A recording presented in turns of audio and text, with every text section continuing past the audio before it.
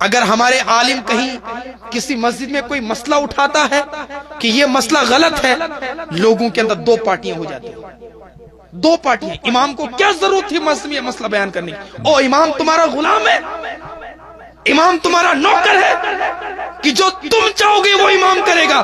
امام شریعت کا خادم ہے، وہ شریعت کی بات کرے گا، تمہارا غلام نہیں۔ ہائے ہے نعرے تکبیر، نعرے رسالت، عصمت قرآن، نعرے تکبیر، نعرے رسالت۔ اگر کوئی ڈول بجاتا ہے، امام مسجد کے اندر اگر کھڑا کر کے اس ڈول کے تعلق سے بولے، اگر کوئی شراب پیتا ہے اس کے تعلق سے بولے، کوئی زناکاری کرتا ہے اس کے تعلق سے بولے، کوئی لڑکیوں پر سما لیتا ہے اس کے تعلق سے بولے۔